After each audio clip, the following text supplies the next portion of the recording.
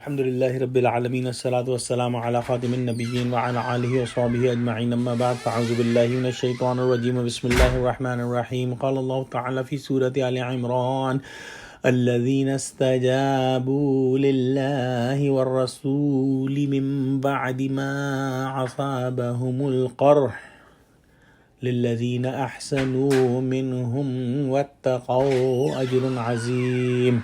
Translation: Those who answered the call of Allah and His Messenger even after being afflicted with wounds in Uhud, for those who did good deeds and feared Allah to be pious, there is a great reward.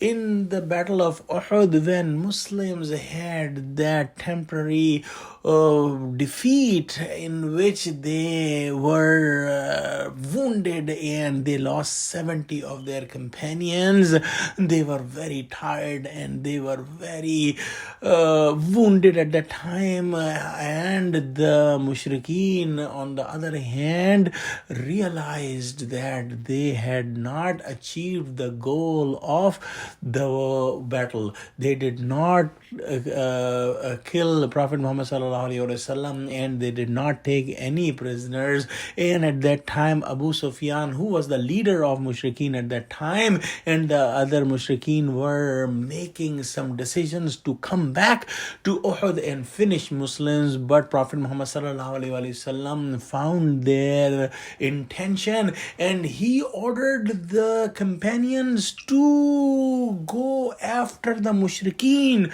And the companions of Prophet Muhammad were wounded, they were tired, but when the Prophet ordered, they all agreed. Prophet Muhammad also made a condition that only those companions who would follow the mushrikeen who participated in the battle yesterday, so that no hypocrites could be included and only the companions, the true companions of Prophet Muhammad would follow the mushrikeen.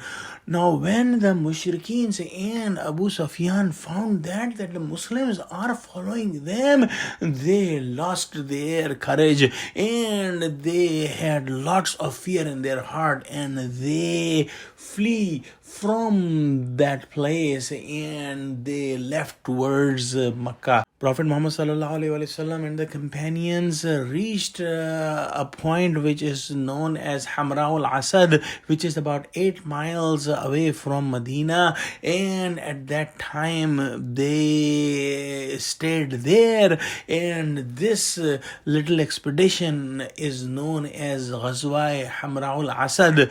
And in that Ghazwa there was no fighting, but Muslims showed their courage and their determinants, and the kuffar ran away. Allah subhanahu wa ta'ala is praising those companions in this ayah who were injured and who were very tired, but when the commandment of Prophet Muhammad when Allah came, they said labbaik, and they did not think about their wounds or they did not think about their tiredness, and they just followed the commandment that came from Prophet Muhammad ﷺ. Let's pray that Allah give us true iman and Allah help us following the commandments of Prophet Muhammad ﷺ like the Sahaba did.